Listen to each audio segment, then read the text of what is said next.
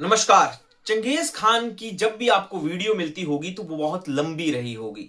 आज मैं आपको विस्तार और छोटे तरीके से सुनाऊंगा इतिहास में एक ऐसा नाम जिसकी क्रूरता ने दुनिया का नक्शा बदल दिया। एक ऐसा शासक जिसने सिकंदर से भी ज्यादा जमीन जीती, जापान सागर से कैस्पियन सागर तक। कहते हैं इसके युद्धों में 4 करोड़ लोग मारे गए।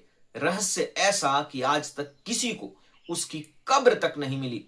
लोग मानते हैं कि जिस दिन कब्र मिलेगी चंगेज खान की, वो दुनिया का आखिरी दिन होगा। ये दास्तां है चंगेज खान की। लेकिन आखिर क्या वजह रही कि पूरी दुनिया को रौंदने वाला ये क्रूर योद्धा सिंधु नदी तक पहुंचकर भी भारत में दाखिल नहीं हुआ? तो चलते हैं, जानते हैं। चंगेज खान का असली नाम तैमुजिन था।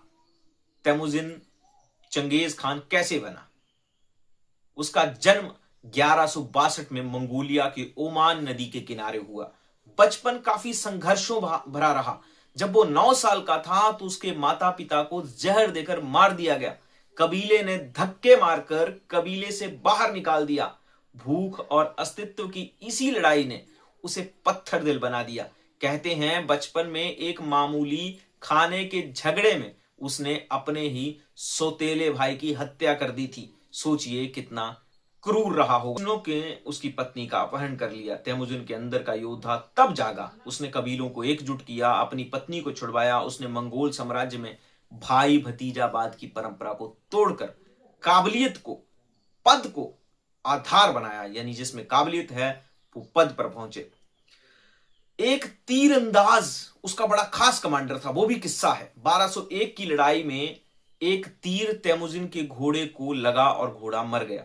जीत के बाद जब उसने पूछा कि तीर किसने चलाया था, तो एक सैनिक ने निडर होकर कहा कि मैंने चलाया था। तैमुजिन ने उसकी बहादुरी से इतना खुश हुआ कि उसने उसे अपना कमांडर बना लिया।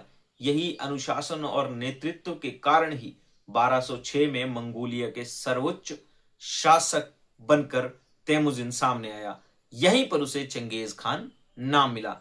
खारिज्म साम्राज्य की तबाही और ईश्वर का अभिशाप। चंगेज खान की असली क्रूरता तब दिखी जब खारिज्म के शाह ने उसके व्यापारिक कारवां को, यानी उसके व्यापारी जा रहे थे तो उसके कारवे को लूटा और उनके दूतों का अपमान किया। चंगेज खान ने ऐलान कर दिया कि मैं खुदा का कहर हूं।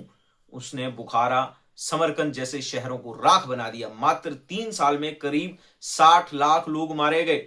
शाह अपनी जान बचाकर कैस्पियन सागर के एक द्वीप पर जाकर छुप गया और वहीं मर गया। लेकिन यह कहानी फिर आगे बढ़ती रही।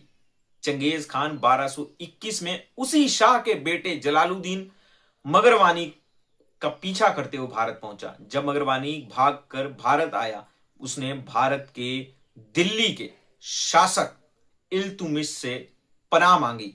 यही वो मोड़ था कि भारत का इतिहास बदल सकता था। लेकिन चंगेज खान भारत में दाखिल नहीं हुआ। इसके 3 कारण हैं। पहला कारण है इल्तुमिश की चालाकी। सुल्तान इल्तुमिश जानता था कि चंगेज खान से टकराना मतलब दिल्ली का विनाश। उसने जलालुद्दीन को शरण देने से हाथ जोड़कर मना कर दिया, जिससे चंगेज खान को भारत पर सीधा आक्रमण करने का बहाना नहीं मिला। दूसरा कारण था मंगोल बर्फीले इलाकों के आदी थे। भारत की उष्म भरी गर्मी, चिपचिपी नमी उन्हें भी और उनके घोड़ों को भी बीमार कर रही थी, उनके लिए जानलेवा साबित हो रही थी। मंगोलिया में विद्रोह छिड़ गया। यह तीसरा मुख्य कारण था कि चंगेज खान को पता लग रहा था कि मंगोलिया में गृह युद्ध छिड़ने वाला है। 60 साल की उम्र में चंगेज खान नहीं चाहता था कि उसका खुद का ही साम्राज्य बिखर जाए, इसलिए उसने भारत से लौट जाना बेहतर समझा। उसकी मौत का भी एक रहस्य है। 1227 में एक सैन्य अभियान के दौरान घोड़े से गिरने से चोट लगी चंगेज खान को और उसकी मौत हो गई। उसकी अंतिम इच्छा थी कि उसकी कब्र को गुप्त रखा जाए। उसके जनाजे में शामिल हर शख्स को मार दिया जाए ताकि उस स्थान का पता ना चले जहां उसकी कब्र है। हजारों घोड़ों को उसकी कब्र पर दौड़ाया गया ताकि निशान मिट जाएं। चंगेज खान ने सिर्फ तलवार के दम पर नहीं, बल्कि यम जैसी दुनिया की पहली क्रूर सर्विस कुरियर सर्विस बनाई और उसी के दम पर शासन किया। वो इतिहास का सबसे रहस्यमयी नायक खलनायक दोनों बना। अगर उस दिन सिंधु नदी उसने पार कर ली होती तो शायद आज भारत का इतिहास कुछ और होता। आपको क्या लगता है? आप इल्तुतमिश के उस फैसले को सही मानते हैं? कमेंट करके जरूर बताएं और ऐसे ही ऐतिहासिक कहानियों को शॉर्ट में सुनने के लिए हमारे चैनल को सब्सक्राइब जरूर करें। ये आपको कहीं ना कहीं फायदेमंद होगा। स्टूडेंट्स के लिए भी ये कहानी लाभकारी होगी, क्योंकि चंगेज खान की कहानी बड़े लंबे तरीके से लोग बताते हैं, मैंने आपको शॉर्टर तरीके से बताई। अब आप मेरे चैनल को सब्सक्राइब कर रहे हैं या नहीं, जरूर